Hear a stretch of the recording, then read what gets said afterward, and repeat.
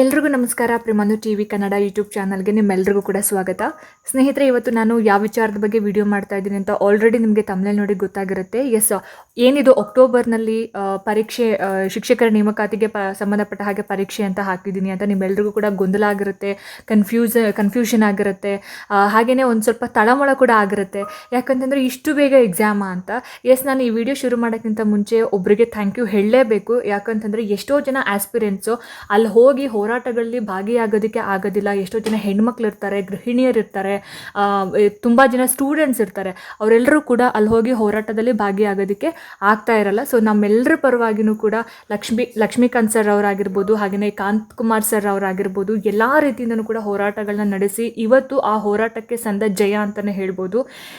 ಎಲ್ಲ teachers aspirants ಯಾರು ನೋಟಿಫಿಕೇಷನ್ಗೋಸ್ಕರ 10-15 ವರ್ಷದಿಂದ ಕಾಯ್ತಾ ಇದ್ದೀರಾ, ಅವರೆಲ್ಲರೂ ಕೂಡ ಅವ್ರಿಗೆ ಥ್ಯಾಂಕ್ಫುಲ್ ಆಗಿರಬೇಕು. ಡೆಫಿನೆಟ್ಲಿ ಇವತ್ತೊಂದು ನೋಟಿಫಿಕೇಷನ್ ಆಗ್ತಿದೆ, ಇವತ್ತೊಂದು ಡ್ರಾಫ್ಟ್ ನೋಟಿಫಿಕೇಷನ್ ಬರುತ್ತೆ ಅಂತಂದರೆ ಅದರಲ್ಲಿ 99% ಎಫರ್ಟ್ ಅವ್ರದ್ದು ಇದೆ. ಸೊ ನಾನು ಈ ವಿಚಾರನ ನಿಮ್ಮೆಲ್ಲರಿಗೂ ಹೇಳ್ತಾ ಇದ್ದೀನಿ, ಶೇರ್ ಮಾಡ್ತಾ ಇದ್ದೀನಿ ಅಂತಂದರೆ ಅದಕ್ಕೆ ಒಂದು ಮೇನ್ ರೀಸನ್ ಆ ಒಂದು ಹೋರಾಟದಿಂದ ಸಂದಂತಹ ಒಂದು ಜಯ ಅಂತ ಹೇಳ್ಬೋದು. ಇವಾಗ ತುಂಬ ಜನ ಆಸ್ಪಿರೆಂಟ್ಸಿಗೆ ಏನು ಡ್ರಾಫ್ಟ್ ನೋಟಿಫಿಕೇಷನ್ ಬಿಟ್ಟಿದ್ರಲ್ಲ, ಸೊ ಅದರಲ್ಲಿ ಬಹಳಷ್ಟು ಗೊಂದಲಗಳಿದ್ವು. ಮೇಯ್ನ್ ಆಗಿ ವಯೋಮಿತಿ ಸಡಿಲಿಕೆ, ಆಮೇಲೆ ಪರೀಕ್ಷಾ ವಿಧಾನದಲ್ಲಿ ಒಂದು ಗೊಂದಲ ಆಗಿರ್ಬೋದು. ಯಾಕಂತಂದರೆ ಮುಂಚೆ ಇದ್ದಿದ್ದು ಪ್ಯಾಟ್ರನ್, ಎಕ್ಸಾಮ್ ಪ್ಯಾಟ್ರನ್ ಮತ್ತು ಇವಾಗಿರುವಂತಹ ಒಂದು ಎಕ್ಸಾಮ್ ಪ್ಯಾಟ್ರನ್ ಏನಿದೆ ಕಂಪ್ಲೀಟಾಗಿ ಚೇಂಜ್ ಇತ್ತು. ಸೊ ಆ ಒಂದು ಚೇಂಜ್ ಏನಿದೆ ಅದನ್ನು ಆಸ್ಪಿರೆಂಟ್ಸ್ಗಳು ಒಪ್ಕೊಳ್ಳೋಕ್ಕೆ ಆಗ್ತಾ ಇರಲಿಲ್ಲ. ಸೊ ಕೆಲವು ಜನ ಡಿಸ್ಕ್ರಿಪ್ಟಿವ್ ಬೇಕು, ಯಾಕಂತಂದರೆ ಡಿಸ್ಕ್ರಿಪ್ಟಿವ್ ಇದ್ದರೆ ಅದರಲ್ಲಿ ಯಾವುದೇ ರೀತಿಯಾದಂತಹ ಒಂದು ಸ್ಕ್ಯಾಮ್ ಆಗಲ್ಲ ಅಂತ ಅವರ ಒಂದು ಡಿಸಿಷನ್ ಆಗಿ, ಅವರ ಒಂದು ಒಪಿನಿಯನ್ ಆಗಿತ್ತು. ಆ್ಯಂಡ್ ಇನ್ನು ಸ್ವಲ್ಪ ಜನ ಏನಿದ್ದಾರೆ, ನಮಗೆ ಡಿಸ್ಕ್ರಿಪ್ಟಿವ್ಗಿಂತ MCQನೇ ಬೆಸ್ಟ್ ಅಂತ. ಸೊ ಪರ ವಿರೋಧ ಎರಡೂ ಕೂಡ ಇತ್ತು.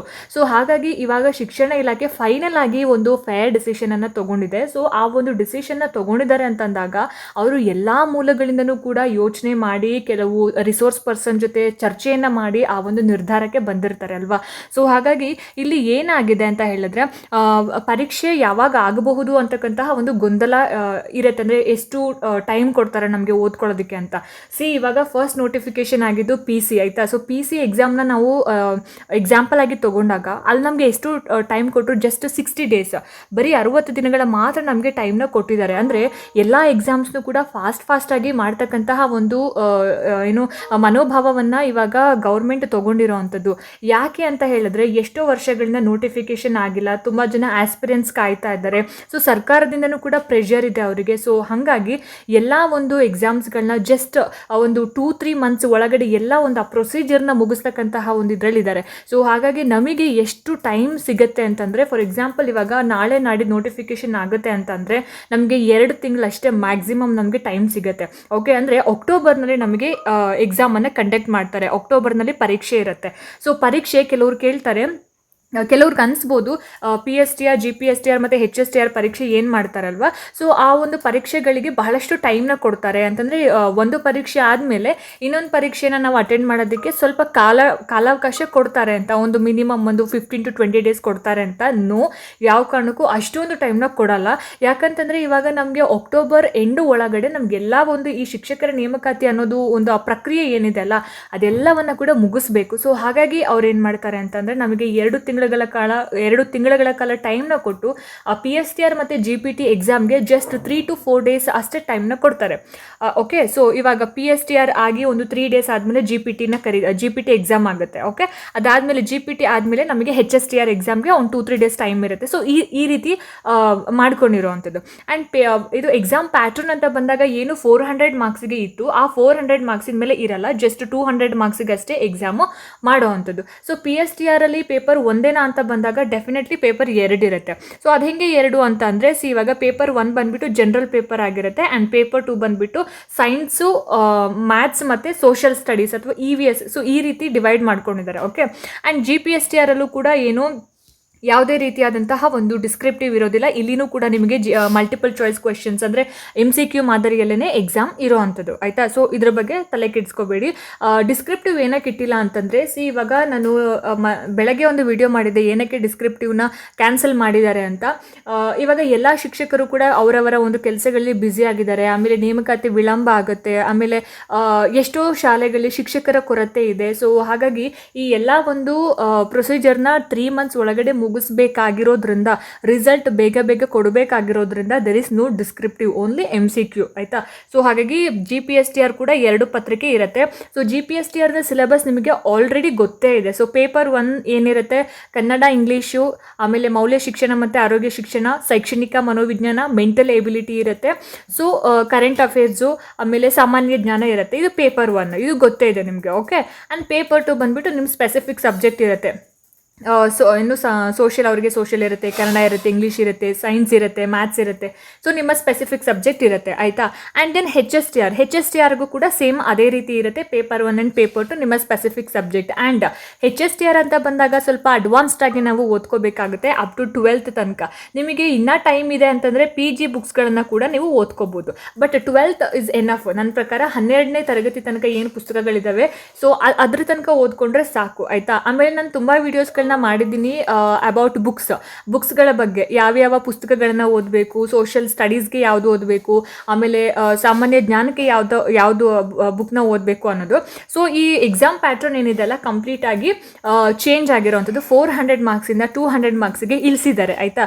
ಸೊ ಇದರಲ್ಲಿ ಯಾವುದೇ ರೀತಿಯಾದಂತಹ ಒಂದು ತಲೆ ಕೆಡಿಸ್ಕೊಳ್ಳೋದಾಗಲಿ ಅಥವಾ ಡಿಸ್ಕ್ರಿಪ್ಟಿವ್ನ ಬರಿಬೇಕಲ್ಲ, ಬರವಣಿಗೆಗೆ 2 ಅವರ್ನ ಟೈಮ್ ಕೊಡಬೇಕಲ್ಲ ಅನ್ನೋದ್ರ ಬಗ್ಗೆ ಯೋಚನೆ ಮಾಡೋದೆಲ್ಲ ಬಿಟ್ಬಿಡಿ. ಓಕೆ, ಸೊ ನೆಕ್ಸ್ಟ್ ಏನಪ್ಪ ಅಂತಂದರೆ BComದವ್ರಿಗೆ ಅವಕಾಶ ಇದೆಯಾ ಅಂತ. ಸೊ ಅದೊಂದು ದೊಡ್ಡ ಪ್ರಾಬ್ಲಮ್ ಆಗಿತ್ತು. BCom B.Ed ಮಾಡಿದವ್ರಿಗೆ ಅವಕಾಶ ಕೊಡ್ತಾರಾ, ಕೊಡಲ್ವಾ? ಯಾಕಂದರೆ ಅವರಿಗೆ TET ಬರೆಯೋಕ್ಕೆ ಅವಕಾಶ ಮಾಡಿಕೊಟ್ಟಿದ್ದಾರೆ. ಆ್ಯಂಡ್ 2020ರಲ್ಲಿ B.Ed ಮಾಡೋದಕ್ಕೆ ಅವಕಾಶ ಮಾಡಿಕೊಟ್ಟಿದ್ದಾರೆ. ಸೊ ಇದೆಲ್ಲ ಅವಕಾಶ ಮಾಡಿಕೊಟ್ಟ ಮೇಲೆ ನಮಗೆ ಟೀಚರ್ಸ್ ರಿಕ್ರೂಟ್ಮೆಂಟ್ಗೆ ಎಕ್ಸಾಮ್ನ ಬರೆಯೋದಕ್ಕೆ ನಮಗೆ ಯಾಕೆ ಅವಕಾಶ ಇಲ್ಲ ಅನ್ನೋವಂಥದ್ದು. ಸೊ ಹಾಗಾಗಿ ಎಲ್ಲವನ್ನು ಕೂಡ ಕೂಲಂಕುಷವಾಗಿ ಅಳೆದು ತೂಗಿ BCom ಅವ್ರಿಗೂ ಕೂಡ ಇವಾಗ ಅವಕಾಶ ಮಾಡಿಕೊಡ್ತಾರೆ ಅನ್ನೋದೊಂದು. ಸೊ ಇವತ್ತು ನೈಟ್ ಏನಿದೆಲ್ಲ ಮಿಡ್ ನೈಟ್ ಆಗ್ಬೋದು, ಒಂದು 11:30 12 ಹಾಗೆ ಡ್ರಾಫ್ಟ್ ನೋಟಿಫಿಕೇಶನ್ ಬಿಡ್ತಾರೆ. ಸೊ ಈ ಫೈನಲ್ C&R ರೂಲ್, ಅದು ಏನು ಹೇಳ್ತೀವಿ ಫೈನಲ್ C&R ರೂಲ್, ಅದಾದಮೇಲೆ 2 days ಆದಮೇಲೆ ಅಥವಾ ನೆಕ್ಸ್ಟ್ ಡೇನೇ ಅಥವಾ ಮಂಡೇನೇ ನಮಗೆ ಅಫಿಷಿಯಲ್ ಆಗಿ ನೋಟಿಫಿಕೇಶನ್ ಬರುತ್ತೆ. ಟೀಚರ್ಸ್ ನೋಟಿಫಿಕೇಶನ್, ಯಾವಾಗ ಅಪ್ಲಿಕೇಶನ್ ಹಾಕಬೇಕು, ಯಾವಾಗ ಎಕ್ಸಾಮ್ ಆಗುತ್ತೆ, ಏನು ಸಿಲೆಬಸ್ ಇದೆ ಎಲ್ಲ ಕೂಡ ಕಂಪ್ಲೀಟಾಗಿ ನೆಕ್ಸ್ಟ್ ಒಂದು 2 days ಒಳಗಡೆ ನಮಗೆ ಗೊತ್ತಾಗುತ್ತೆ. ಬಟ್ ಇವತ್ತು ಮಿಡ್ ನೈಟಲ್ಲಿ ನಮಗೆ C&R rule, final C&R rule ಬರುತ್ತೆ ಆಯಿತಾ. ಅದಾದಮೇಲೆ ವಯೋಮಿತಿ ಸಡಿಲಿಕೆ ಏನಿದೆ ಅಲ್ಲ, ಇದು ನಮಗೆ ಅನ್ಫೇರ್ ಆಗಿತ್ತು. ಯಾಕೆ ಅಂತಂದರೆ ಜಸ್ಟ್ 38 ಇಯರ್ಸ್ಗೆ ಮಾತ್ರ GM ಅವರಿಗೆ, ಆಮೇಲೆ 41 ಇಯರ್ಸ್ ಅವ್ರಿಗೆ ಮಾತ್ರ ಅದರ್ಸು, ಸೊ 45 ಇಯರ್ಸ್ಗೆ ಮಾತ್ರ SC STಗಳಿಗೆ ಅಂತ ಇತ್ತು. ಬಟ್ ಇವಾಗ ಅದು ಕೂಡ ಕಂಪ್ಲೀಟಾಗಿ ಚೇಂಜ್ ಮಾಡಿದ್ದಾರೆ. ಏನು GM ಅವರಿಗೆ 38 ಅಂತ ಇತ್ತು ಅದನ್ನು 45 ಮಾಡಿದ್ದಾರೆ, ಅದರ್ಸ್ ಅವರಿಗೆ 48 ಮಾಡಿದ್ದಾರೆ. ಆ್ಯಂಡ್ SC ST ಅವರು 50 ಇಯರ್ಸ್ ತನಕ ಕೂಡ ನೀವು ಎಕ್ಸಾಮ್ಸ್ನ ಬರಿಬೋದು. ಓಕೆ, ಅಂದರೆ 50 ಇಯರ್ಸ್ ಇರೋರು 49-50 ಆಸುಪಾಸಿನಲ್ಲಿ ಇರೋರು ಕೂಡ ನೀವು ಎಕ್ಸಾಮ್ನ ತೊಗೋಬೋದು ಅಂತ ಅಂದ್ಬಿಟ್ಟು. ಓಕೆ, ಸೊ ಇದಿಷ್ಟು ಮೇಜರ್ ಚೇಂಜಸ್ ನಾವು ನೋಟಿಫಿಕೇಷನಲ್ಲಿ ಎಕ್ಸ್ಪೆಕ್ಟ್ ಮಾಡ್ತಾ ಇದ್ದಿದ್ದು.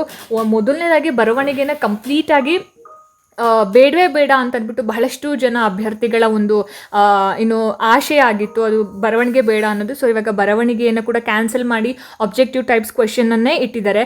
ಆಮೇಲೆ ಇನ್ನೊಂದೇನಪ್ಪ ಅಂತ ಹೇಳಿದ್ರೆ GPSTRನಲ್ಲಿ ಇಷ್ಟು ವರ್ಷಗಳ ಕಾಲ ಸತತವಾಗಿ ಬಂದಿರತಕ್ಕಂಥದ್ದು 2ನೇ ಪೇಪರ್ ಡಿಸ್ಕ್ರಿಪ್ಟಿವ್ ಅಂತ. ಸೊ ಅದನ್ನೇ ಇವಾಗ ಚೇಂಜ್ ಮಾಡಿದ್ದಾರೆ. ಸೊ 200 ಮಾರ್ಕ್ಸಿಗೆ ಇಟ್ಟಿರೋ ಅಂಥದ್ದು ಆಯಿತಾ. ಸೊ ಹಾಗಾಗಿ ತುಂಬ ಈಸಿಯಾಗಿ ನೀವು ಕ್ರ್ಯಾಕ್ ಮಾಡ್ಬೋದು. ಹಾಗಂತ ತುಂಬ ಈಸಿ ಅಂತ ಅಂದಿದ ತಕ್ಷಣ ಟೈಮ್ ತುಂಬ ಜಾಸ್ತಿ ಇದೆ ಅಂತ ಮಾತ್ರ ಎಕ್ಸ್ಪೆಕ್ಟ್ ಮಾಡಬೇಡಿ. ನಮಗೆ ಸಿಗುವಂತಹ ಟೈಮ್ ಜಸ್ಟ್ 2 months ಅಷ್ಟೇ. ಈ 2 ತಿಂಗಳಲ್ಲಿ ನಾವು ನಮ್ಮ ಸಬ್ಜೆಕ್ಟ್ಗಳನ್ನು ಮುಗಿಸ್ಕೊಂಡು current affairs, mental ability, psychology, Kannada, English, so ನಮಗೆ ಓದ್ಕೊಳ್ಳೋದು ರಾಶಿ ಇರುತ್ತೆ. ಸೊ ಹಾಗಾಗಿ ಇವಾಗ ನೋಟಿಫಿಕೇಶನ್ ಇವತ್ತು ಸಂಜೆ ಡ್ರಾಫ್ಟ್ ಬರುತ್ತೆ, ಇವತ್ತು ನೈಟ್ ಡ್ರಾಫ್ಟ್ ಬರುತ್ತೆ, ಇನ್ನು 2 ದಿನದಲ್ಲಿ ನೋಟಿಫಿಕೇಶನ್ ಆಗುತ್ತೆ. ಸೊ ಅದ್ರ ಬಗ್ಗೆ ನೀವು ತಲೆ ಕೆಡ್ಸ್ಕೊಳ್ಳೋದಕ್ಕೆ ಹೋಗಬೇಡಿ, ಏನೇ ಇದ್ರೂ ನೀವು ಓದ್ಕೊಳ್ಳೋದಷ್ಟೇ. ಆಮೇಲೆ ತುಂಬ ಜನಕ್ಕೆ ಇನ್ನೂ ಹೆಣ್ಮಕ್ಳಿಗೆ ಕನ್ಫ್ಯೂಷನ್ ಏನಪ್ಪ ಅಂತ ಹೇಳಿದ್ರೆ ಕ್ಯಾಸ್ಟ್ ಆ್ಯಂಡ್ ಇನ್ಕಮ್ ಬಗ್ಗೆ. ನಾನು ಪ್ರತಿ ಸಲ ವಿಡಿಯೋ ಮಾಡಿದಾಗಲೂ ಅದ್ರ ಬಗ್ಗೆ ಹೇಳ್ತಾನೆ ಇರ್ತೀನಿ, ಕ್ಯಾಸ್ಟ್ ಆ್ಯಂಡ್ ಇನ್ಕಮ್. ಸೊ ಮದುವೆ ಆಗಿರೋ ಹೆಣ್ಣು ಮಕ್ಕಳು ಮಸ್ಟ್ ಆ್ಯಂಡ್ ಶುಡ್ ಅವರ ಹಸ್ಬೆಂಡ್ನ ಒಂದು ಇನ್ಕಮ್ ಕ್ಯಾಸ್ಟನ್ನೇ ಕೊಡಬೇಕಾಗತ್ತೆ. ಮದುವೆ ಆಗಿಲ್ಲದೆ ಇರೋರು ತಂದೆಯ ಒಂದು ಕ್ಯಾಸ್ಟ್ ಆ್ಯಂಡ್ ಇನ್ಕಮ್ನ ಕೊಡಬೇಕಾಗುತ್ತೆ. ಇಂಟರ್ ಕ್ಯಾಸ್ಟ್ ಆಗಿರೋರು ತಂದೆದು ಕ್ಯಾಸ್ಟ್ ಬರುತ್ತೆ ಆ್ಯಂಡ್ ಇನ್ಕಮ್ ಬಂದುಬಿಟ್ಟು ಅವರ ಹಸ್ಬೆಂಡ್ದೇ ಆಗಿರುತ್ತೆ. ಓಕೆ, ಸೊ ಇದರಲ್ಲಿ ನೀವು ಯಾವುದೇ ರೀತಿ ಕನ್ಫ್ಯೂಷನ್ನ ಮಾಡ್ಕೋಬಾರ್ದು. ಮದುವೆ ಆದಮೇಲೆ ನಿಮ್ಮದು ಆಧಾರ್ ಕಾರ್ಡಿಂದ ಹಿಡಿದು ನಿಮ್ಮದು ಏನು ಇನ್ಕಮು, ಕ್ಯಾಸ್ಟ್ ಎಲ್ಲ ಕೂಡ ಹಸ್ಬೆಂಡ್ ಹೆಸರಿಗೆ ಚೇಂಜ್ ಆಗುತ್ತೆ. ಓಕೆ, ಸೊ ನಾವು ಯಾರ ಹೆಸರು ಯಾರ್ದು ಇನ್ಕಮ್ ಕ್ಯಾಸ್ಟ್ ಕೊಟ್ಟರು ನಡೆಯುತ್ತೆ ಅಂತ ಅಂದ್ಬಿಟ್ಟು ನೀವು ಮದುವೆ ಆಗಿರೋರು ತಂದೆದೇ ಕೊಟ್ಟರೆ ಆಮೇಲೆ ನೀವು ಸಫರ್ ಮಾಡಬೇಕಾಗುತ್ತೆ, ಯಾವಾಗ ವೆರಿಫಿಕೇಷನ್ ಟೈಮಲ್ಲಿ ಸಫರ್ ಮಾಡಬೇಕಾಗುತ್ತೆ. ಸೊ ಹಾಗಾಗಿ ನಿಮ್ಮ ಡಾಕ್ಯುಮೆಂಟ್ಸ್ಗಳಿಗೆ ನೀವೇ ಜವಾಬ್ದಾರರು. ಯಾಕಂದರೆ ಬಹಳಷ್ಟು ಭಾಳಷ್ಟು ವೀಡಿಯೋಸ್ಗಳನ್ನ ನೀವು ನೋಡಿರ್ತೀರಿ ಡಾಕ್ಯುಮೆಂಟ್ಗೆ ರಿಲೇಟೆಡ್ ಆಗಿ. ಆ್ಯಂಡ್ ಮಾರ್ಕ್ಸ್ ಕಾರ್ಡು ಅಷ್ಟೇ. ಆಮೇಲೆ ಕೆಲವರಿಗೆ ಮಾರ್ಕ್ಸ್ ಕಾರ್ಡ್ನಲ್ಲಿ ತಂದೆ ಹೆಸರು ಚೇಂಜ್ ಇದೆ, 10th ಮಾರ್ಕ್ಸ್ ಕಾರ್ಡಲ್ಲಿ ಬೇರೆ ಥರ ಇದೆ, ಆಮೇಲೆ PUC ಮಾರ್ಕ್ಸ್ ಕಾರ್ಡಲ್ಲಿ ಬೇರೆ ಥರ ಇದೆ. ಅಫಿಡವಿಟ್ ಮಾಡಿಸ್ಕೊಳ್ಳಿ. 10th ಇರೋಂಥ ತಂದೆ ಹೆಸರು PUC ನಲ್ಲಿ ಇರ್ತಕ್ಕಂತಹ ತಂದೆ ಹೆಸರು ಒಂದೇ ಅಂತ ಹೇಳಿಬಿಟ್ಟು. ಓಕೆ, ಸೊ ನೀವು ಇವಾಗ ಚೇಂಜ್ ಮಾಡಿಸ್ಕೊತೀನಿ ಅಂತ ಓಡಾಡ್ತಾ ಇದ್ರೆ ಅಲ್ಲಿ ನೋಟಿಫಿಕೇಶನ್ಗೆ ಏನು ಅಪ್ಲಿಕೇಶನ್ ಹಾಕೋದಕ್ಕೆ ಏನು ಟೈಮ್ ಕೊಟ್ಟಿರ್ತಾರೆ ಆ ಟೈಮ್ ಆಗೋಗ್ಬಿಡುತ್ತೆ. ಸೊ ಹಂಗಾಗಿ ಆಮೇಲೆ ಅದು ಚೇಂಜ್ ಮಾಡಿಸ್ಕೊತೀವಿ ಅಂತಂದರೆ ತುಂಬ ಒಂದು ರಿಸ್ಕಿ, ಅದು ತುಂಬ ರಿಸ್ಕ್ ಆಗುತ್ತೆ. ಹಾಗಾಗಿ ನೀವು ಅಫಿಡವಿಟ್ ಮಾಡಿಸ್ಕೊಳ್ಳೋದು ಬೆಸ್ಟ್ ಆಯಿತಾ. ಆಮೇಲೆ ನೋಟಿಫಿಕೇಶನ್ ಬಗ್ಗೆ ನೀವು ತಲೆ ಕೆಡಿಸ್ಕೊಳ್ಳೋಕೆ ಹೋಗ್ಬೇಡಿ. ನಿಮ್ಗೆ ಇರುವಂತಹ ಒಂದು ಕಡಿಮೆ ಸಮಯವನ್ನು ಬಹಳ ನೀಟಾಗಿ ಯುಟಿಲೈಸ್ ಮಾಡ್ಕೊಳ್ಳಿ ಆಯಿತಾ. ಆಮೇಲೆ ಇವಾಗ ನೋಟಿಫಿಕೇಶನ್ ಆದಮೇಲೆ ಮತ್ತೆ ಯಾವಾಗ ನೋಟಿಫಿಕೇಶನ್ ಆಗುತ್ತೋ ಗೊತ್ತಿಲ್ಲ. ಸೊ ಇದು ನಮ್ಮೆಲ್ಲರಿಗೂ ಕೂಡ ಸಿಕ್ಕಿರುವಂತಹ ಒಂದು ಬೆಸ್ಟ್ ಆಪರ್ಚುನಿಟಿ. ಸೊ ಇದ್ರ ಬಗ್ಗೆ ನಿಮ್ಗೆ ಏನಾದರೂ ಡೌಟ್ಸ್ ಇತ್ತು ಅಂದರೆ ದಯವಿಟ್ಟು ನನಗೆ ಕಾಮೆಂಟ್ ಸೆಕ್ಷನಲ್ಲಿ ಕಮೆಂಟ್ ಮಾಡಿ, ನಾನು ನಿಮಗೆ ಆನ್ಸರ್ ಮಾಡೋದಕ್ಕೆ ಟ್ರೈ ಮಾಡ್ತೀನಿ. ಓಕೆ, ಆಮೇಲೆ ನೆಕ್ಸ್ಟು ಏನು ಸೋಷಿಯಲ್ ಸ್ಟಡೀಸ್ಗೆ ಸಂಬಂಧಪಟ್ಟ ಹಾಗೆ ನಾನು ಡೈಲಿ ಕ್ಲಾಸಸ್ನ ಮಾಡ್ತೀನಿ. ಡೆಫಿನೆಟ್ಲಿ ನಿಮಗೆ ಎಕ್ಸಾಮ್ನ ದೃಷ್ಟಿಯಿಂದ ಹೆಲ್ಪ್ ಆಗುತ್ತೆ ಆಯಿತಾ. ಸೊ ಈ ವಿಡಿಯೋ ನಿಮಗೆ ಹೆಲ್ಪ್ ಆಗಿದೆ, ಅನುಕೂಲ ಆಗಿದೆ ಅಂತ ಭಾವಿಸ್ತೀನಿ. ಇಷ್ಟ ಆಯಿತು ಅಂತಂದರೆ ದಯವಿಟ್ಟು ಲೈಕ್ ಮಾಡಿ, ಶೇರ್ ಮಾಡಿ. ಹಾಗೆ ನಿಮ್ಮ ಅನಿಸಿಕೆ ಅಭಿಪ್ರಾಯಗಳು ಏನೇ ಇದ್ರೂ ಕೂಡ ನನಗೆ ಕಾಮೆಂಟ್ ಸೆಕ್ಷನಲ್ಲಿ ತಿಳಿಸಿ ಅಂತ ಹೇಳ್ತಾ, ಇದೇ ರೀತಿ ಹೆಚ್ಚಿನ ವೀಡಿಯೋಸ್ಗಳಿಗೋಸ್ಕರ ನಿರಂತರವಾಗಿ ನನ್ನ ಚಾನಲನ್ನು ನೋಡ್ತಾ ಇರಿ. ಮುಂದಿನ ವೀಡಿಯೋಸ್ಗಳಲ್ಲಿ ನಾನು ನಿಮಗೆ ಸಿಗ್ತೀನಿ. ಅಲ್ಲಿ ತನಕ ಎಲ್ರಿಗೂ ನಮಸ್ಕಾರ.